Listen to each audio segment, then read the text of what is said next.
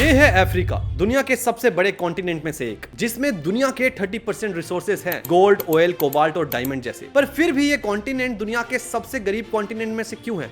आइए समझते हैं। दोस्तों, कोलोनियलिज्म की लेगेसी सबसे पहला रीजन है। 19th सेंचुरी में यूरोप ने अफ्रीका को अपने रिसोर्स वेयर हाउसेज की तरह यूज किया। बॉर्डर्स बिना सोचे समझे ड्रॉ किए गए और ट्राइब्स को भी जोड़ दिया गया। इसने पॉलिटिकल स्टेबिलिटी और सिविल वॉर्स को जन्म दिया। फिर रिसोर्स कर्स, अफ्रीका में नेचुरल रिसोर्सेज के बावजूद ये रिसोर्सेज लोकल इकोनॉमी में इन्वेस्ट के लिए नहीं यूज होते थे। फॉरेन कंपनीज ने माइनिंग के राइट्स ले लिए और रॉ मटेरियल्स को एक्सपोर्ट कर दिया। इसका रिजल्ट, अफ्रीका के रिसोर्सेज से फायदा किसी और ने उठाया और अफ्रीका के लोगों को सिर्फ रॉयल्टी मिली। इसके बाद डेब्ट ट्रैप भी एक मेजर फैक्टर है। 1980s और 90s में अफ्रीका ने डेवलपमेंट लोन्स लिए, जो कि बदले में उन्हें रिपे करने के लिए उनकी इकोनॉमी को बर्डन बन गया। इंटरेस्ट पेमेंट्स के चक्कर में ग्रोथ स्टैग्नेट हो गई और सोशल सर्विसेज जैसे एजुकेशन और हेल्थ भी इंपैक्ट हुए। अनफेयर ट्रेड प्रैक्टिसेस ने भी अफ्रीका की इकोनॉमी को पीछे खींच लिया। अफ्रीका रॉ गुड्स एक्सपोर्ट करता था पर हाई वैल्यू फिनिश प्रोडक्ट्स को इंपोर्ट करता था। इससे फायदा हमेशा दूसरे देशों को होता था। और फिर इंफ्रास्ट्रक्चर की कमी, 16 landlock countries, transportation cost double और लॉजिस्टिक बैरियर्स ग्रोथ को रोक देते हैं। और फाइनली क्लाइमेट चेंज। अफ्रीका एक ऐसा कॉन्टिनेंट है जहां एक्सट्रीम वेदर पैटर्न्स और ड्रॉट्स एग्रीकल्चर को इफेक्ट करते हैं। नतीजा, अफ्रीका का पुअर्टी ना किसी की तकदीर है, ना उनकी रिसोर्सेज की कमी। ये उनके बॉर्डर्स, इकोनॉमिक स्ट्रक्चर्स और अनफेयर ग्लोबल सिस्टम का रिजल्ट है। अगर अफ्रीका अपने रिसोर्सेज को अपनी इकोनॉमी में ला सके तो अफ्रीका अपनी गरीबी को दूर कर सकता है। ऐसी और वीडियोस के लिए देखते रहे क्रैक एकेडमी,